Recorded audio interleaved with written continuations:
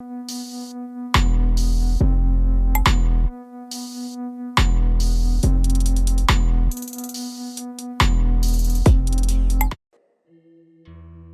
ये जातक कथा सुरापान जातक है। कैसे सुरापान करने से, कैसे शराब पीने से, जो नहीं करना चाहिए, जो अनुचित है, जो अयोग्य है, वो भी कर जाते हैं। इस तरह का ये जो उपदेश बातें ये जातक कथा में आते हैं। फिर से एक बार याद करते हैं कि तथागत बुद्ध के समय में जो तथागत बुद्ध के उपस्थापक, जो सेवक सागत स्थविर, जिन्होंने अपनी रिद्धि शक्ति से घोर घनघोर जहर से भरा हुआ वो अम्ब तीर्थक सांप को भी आराम से आसानी से दमन किया, वो सागत स्थविर भी ये शराब पीने की वजह से यहाँ वहाँ गिर के पड़ के नगर के द्वारों के बीचों बीच आके वहीं गिर के अनेक तरह से चिल्ला के क्या क्या हरकतें करके बैठते हैं। तथागत बुद्ध ये देख के भिक्षुओं को बोल के उठा के विहार में लेके आते हैं। जब भिक्षु लोग तथागत बुद्ध के तरफ सर रख के सुला देता है, फिर भी वो तथागत बुद्ध के प्रति पैर रख के सो जाते हैं। फिर तथागत बुद्ध पूछते हैं, क्या उनमें तथागत बुद्ध के प्रति श्रद्धा या गौरव बाकी है? नहीं है। क्या इसने ऐसे दमन किया है ना? हाँ। तो क्या अभी ऐसे घनघोर जहरीले सांप को दमन करने वाला अभी ये पानी सांप को भी दमन कर पाएंगे क्या? नहीं। फिर तथागत बुद्ध नेम भी बनाते हैं। प्रवचित जीवन में कोई सुरापान करते हैं, शराब पीते हैं तो पाचित्य दोष लगता है। फिर एक समय भिक्षु लोग धर्म सभा में बातें करने लगते हैं कि कैसे सागत स्थविर शराब पीने की वजह से बुद्ध के प्रति अगौरव करके ऐसे ऐसे करते हैं। बुद्ध वहाँ पहुँचते हैं, क्या बातें कर रहे हैं पूछते हैं, ऐसे ऐसे बातें तो तथागत बुद्ध ऐसे पहले भी हुआ है कहते हुए ये सुरापान जातक सुनाते हैं। उस समय बोधिसत्व ब्राह्मण कुल में जन्म होता है, बाद में ऋषि प्रवचन लेता है, ध्यान साधना से अभिन्यास समाप्ति ज्ञान ध्यान भी प्राप्त करते हैं। फिर बाद में 500 शिष्यों के साथ हिमालय प्रदेश में रहते हैं। ये वर्षावास के समय में या वर्षा काल में सारे शिष्य लोग मिलकर आचार्य को अनुरोध करते हैं कि नमक खाने के लिए नगर के तरफ चलेंगे। तो आचार्य, मैं नहीं आऊँगा, आप लोगों को जाना है तो जाओ कहते हैं। सारे लोग गुरु की अनुमति लेके जाते हैं। फिर वो लोग राज उद्यान में रह के अच्छे से सबका मान सम्मान के साथ भिक्षा प्राप्त करके खाते हैं। बाद में राजा को पता चलता है, राजा भी मिलने को आता है। राजा भी खुश होके प्रसन्न होके 4 महीना वही राज उद्यान में रह के 4 महीना अपने राज भवन में ही भोजन करने के लिए बोलते हैं। ऐसे ही दिन चल रहा था।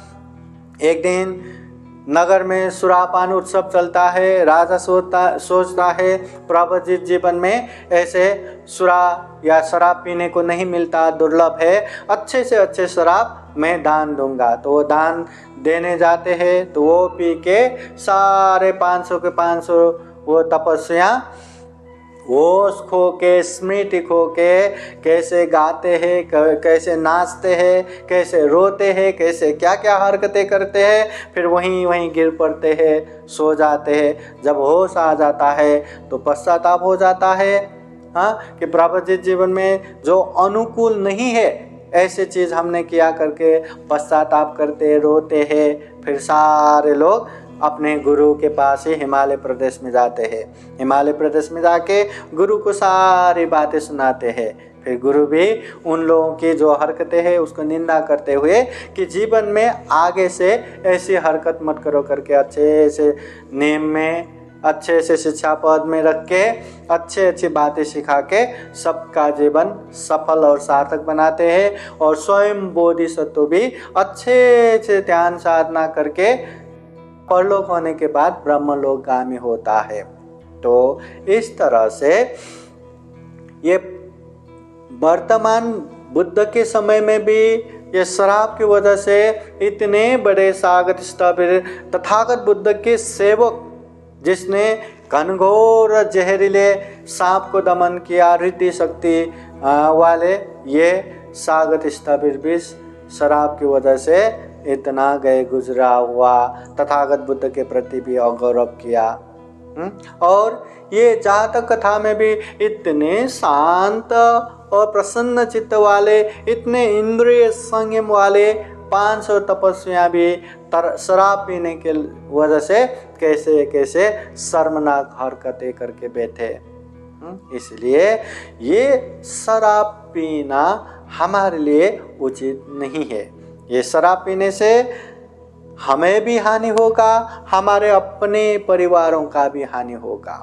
इसलिए तथागत बुद्ध ने ये प्रवजित भिक्षुओं को भी पाचितीय दोष में रखा है। अगर शराब पिएंगे तो पाचितीय दोष लगता है। और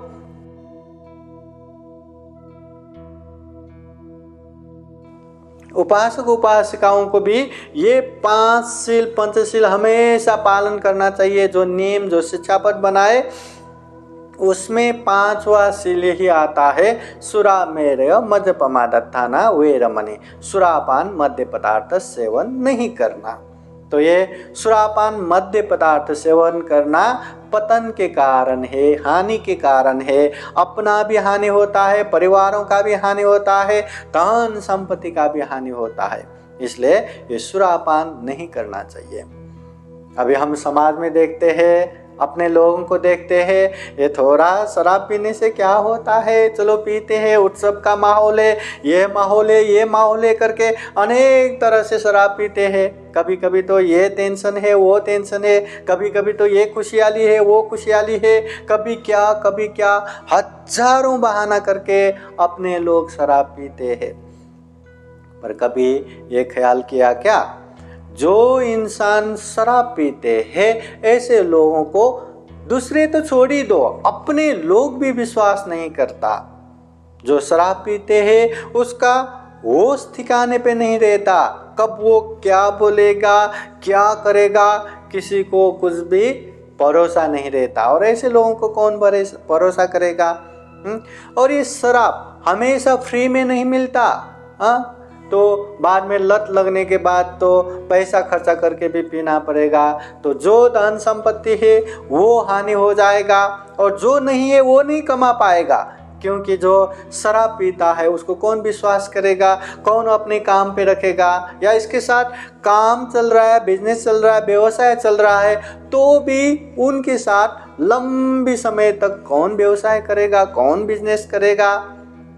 और ये शराब पीने से अपने शरीर को ही हम रोग का घर बना रहे, अनेक रोग उत्पन्न होता है। शराब पीने से ये शरीर कमजोर होता है कि काम भी नहीं कर सकता। शराब पीने से अपना भी बेइज्जत, परिवारों का भी बेइज्जत। अपने बच्चे लोग कहीं भी गए, अरे वो शराबी के बच्चे हैं ना, सब जगह बेइज्जत। और आवा विवाह करना है या अपने घर के लड़कियों की शादी करना है, लड़कों का शादी करना है, उसमें भी परेशानी कि ऐसे शराबी के घर में कौन शादी करवाएगा, कौन शादी करके बैठेगा। तो ये शराब पीने से हमारा अभी भी हानि है, बाद में भी हानि है। हमारा अभी भी बेइज्जत है, बाद में भी बेइज्जत है। ये दुर्लभ मनुष्य जीवन चकनाचूर बना देता है। इसलिए शराब नहीं पीना। और तथागत बुद्ध की ये एक विशेषता भी है, किसी को भी शराब मत पियो सिर्फ नियम नहीं बनाते। तथागत बुद्ध समझाते हैं कि शराब पीने से क्या दुष्परिणाम होता है, क्या गलत होता है। जैसे जातक कथा में इतने बड़े स्थविर बनते भी शराब पीने की वजह से क्या करके बैठे। इतने बड़े वो 500 ऋषि मुनिया जो हिमालय प्रदेश में रह के तपस्या करने वाले, वो भी शराब पीने से क्या क्या कर बैठे। तो शराब पीने से इतना हानि नुकसानी दुष्परिणाम आता है। फिर तथागत बुद्ध सिर्फ दुष्परिणाम नहीं बताते, फायदा भी बताते हैं। जो शराब नहीं पीते उनका हर जगह पे सम्मान होता है, हर जगह पे विश्वास होता है, जहाँ भी जाए निर्भीक होके अपनी बातें रख सकते हैं, और जो भी उसकी बातें सुनते हैं सब लोग ध्यान से सुनेंगे और विश्वास भी करेंगे। जो अपना काम है वो भी अच्छे से कर पाएंगे, किसी के साथ बिजनेस है, व्यवसाय है, वो भी अच्छे से कर पाएंगे। जो धन संपत्ति अपने पास है उसको भी अच्छे से संरक्षण कर पाएंगे, जो नहीं है उसको भी आर्जन कर पाएंगे, कमा पाएंगे। इसलिए तथागत बुद्ध सुरापान या नशा पदार्थ सेवन करने से क्या होता है उसका दुष्परिणाम भी बताते हैं, और ना पीने से क्या फायदा होता है उसका आनिशंस भी बताते हैं। यकीनन हमें शराब नशा पदार्थ से दूर होना चाहिए, यही हमारे लिए कल्याणकारी है, मंगलदायी है। अपने समाज में देखो, अपने आजू बाजू देखो, किसी को भी देखो जो शराब पीता है ना, उनका क्या इज्जत, क्या धन संपत्ति, क्या परिवार, और जो शराब नहीं पीता उन लोगों का देखो कितना उन्नति है, कितना प्रगति है, पढ़ लिख के कितना डॉक्टर बन रहा है, इंजीनियर बन रहा है, बड़े बड़े ऑफिसर बन रहा है।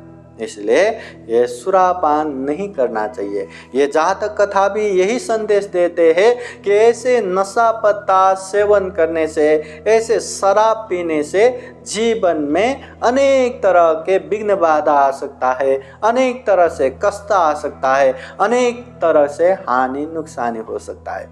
अगर शराब नहीं पिएंगे तो जीवन में बहुत ही संयमित रह के, अनुशासित में रह के अच्छे से जी पाएंगे। तो ये सुरापान जातक समझ गए ना? तो ठीक है, सब लोग हाथ जोड़ के बैठिए, आशीर्वाद देते हैं। आज हमने जो जातक कथा बुद्धवाणी धम्म देशना सुने, इस धम्म देशना के अनुभव से बुद्ध धम्म संघ के अनंत अनंत गुण धम्म और आशीर्वाद के अनुभव से, अनंत अनंत बोधिसत्वों के गुण धम्म और आशीर्वाद के अनुभव से आप सभी के जीवन में खूब खूब सुख हो, शांति हो, मंगल हो, कल्याण हो। जीवन में ज़्यादा से ज़्यादा पुण्य धम्म करते हुए ये दुर्लभ जीवन, यह अमूल्य जीवन, ये सर्वश्रेष्ठ जीवन को सफल बना सके, सार्थक बना सके। अंत में जन्म जरा व्याधि मरण से मुक्त निर्वाण सुख भी साक्षात्कार कर सके, प्राप्त कर सके, ऐसी कामना करते हुए बुद्धवाणी पाली गाथा द्वारा आशीर्वाद देते हैं। श्रद्धा पूर्वक, ध्यान पूर्वक आशीर्वाद ग्रहण करने के लिए हाथ जोड़ के बैठिए। सबितियो विभजन्तु सब्बरोगो विनाशतो माते भवतु अन्तरायो सुखी दीर्घायुको भव। भवतु सर्वमङ्गलं रक्षन्तु सर्वदेवता सर्वबुद्धानुभावेन सदा सोते भवन्तु ते।